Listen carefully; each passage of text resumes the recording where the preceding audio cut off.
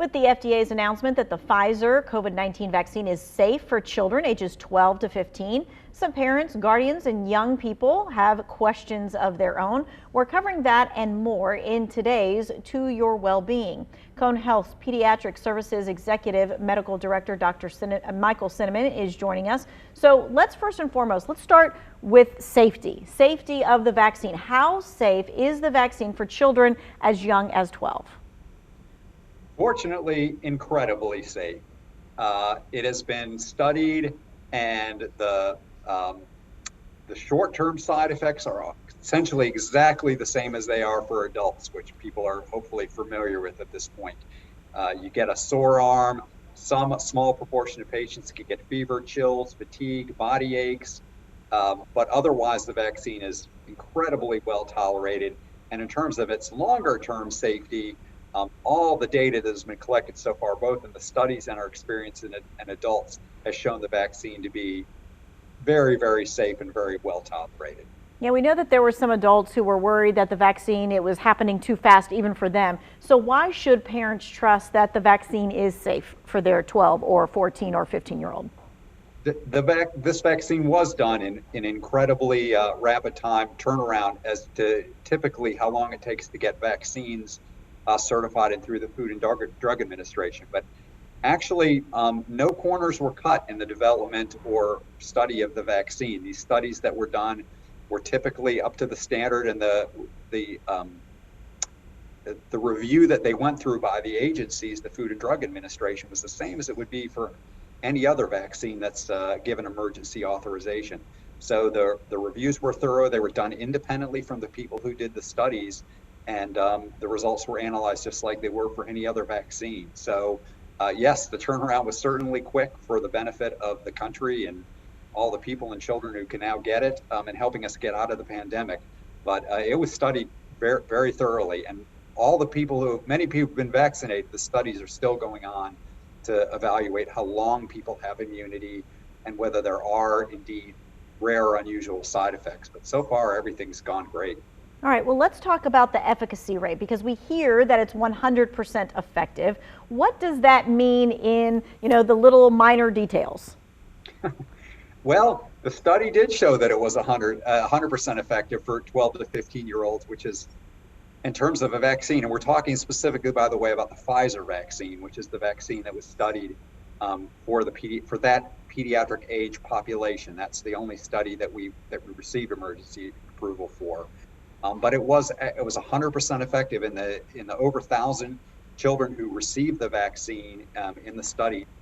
There were no infections at all compared to the control group. So that's what's meant by 100% effectiveness. Now, in practicality, if you vaccinated 1 billion people, would it be 100% effective? I don't think anybody knows that answer, but again, with the evidence that we have, it appears to be, as far as vaccines go, incredibly effective at preventing disease. Because I think the misnomer is you hear that it is 100% effective for adults, but they could still possibly get it. So they're like, okay, what does that exactly mean? In children, actually nobody got it. Nobody got infected with it. But really what you want to achieve with most vaccines is it's pretty hard to create a vaccine where nobody actually gets infected. What you try to prevent, and what's so important with COVID for children and adults, is to prevent the complications. Unlike the flu and other colds and viruses that we see in children and adults, this one is absolutely not something that anybody would want. As you all know, many adults have died from this.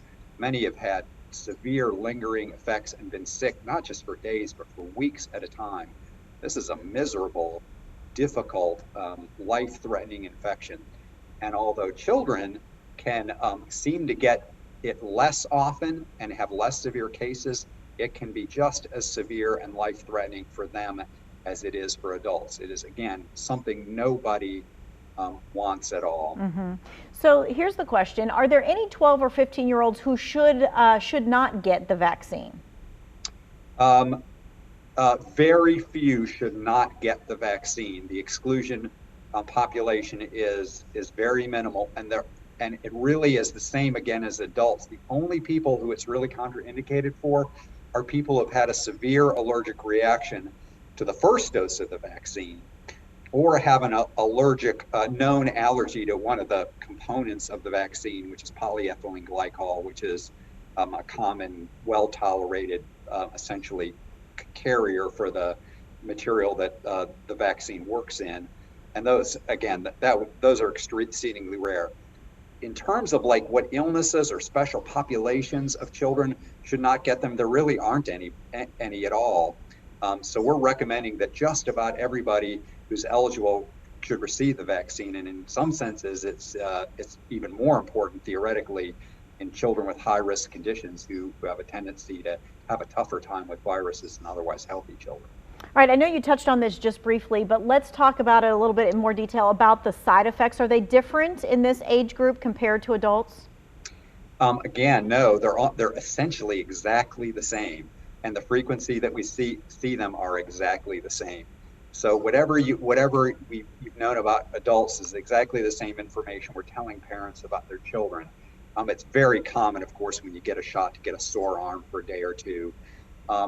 A relatively small number of children, probably under 20%, will get some type of what you would say would be a systemic reaction, where they'd have a fever, or just, if they don't have a fever, feel fatigued for a day or so, very tired. And then usually after 24 to 36 hours, it completely runs its course and people feel back to normal. And again, that's really the minority of the people that are getting the vaccine. Most tolerate it very well. If they do have the fatigue, if they do have the fever, are there certain things that parents or guardians can do to treat them?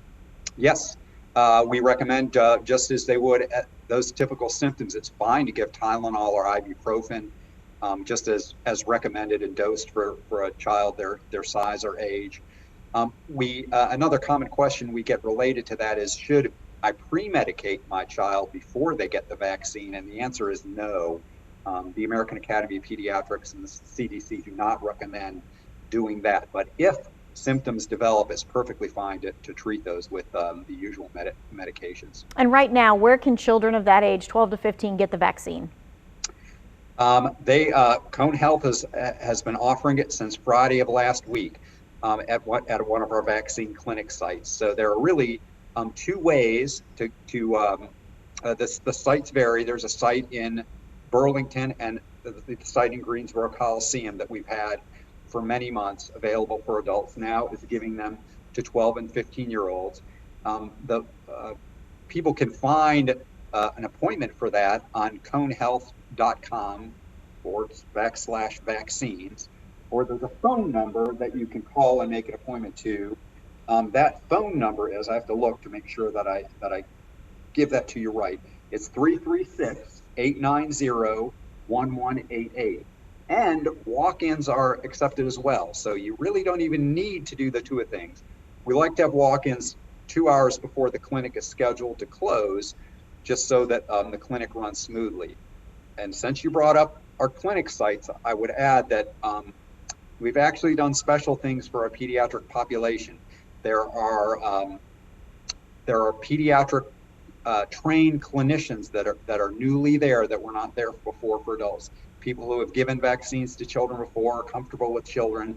And we have tables that are kind of cordoned off from the adult area to make children and parents a little more comfortable when they get the vaccine. So there are people there who are experienced giving vaccines to our teenage population. Mm-hmm. They are in good hands for sure. Okay, so Dr. Cinoman is going to be with us until 6, answering your coronavirus questions. What you need to do to get your questions to Dr. Cinoman is text us the question, 336-379-5775. We'll be right back.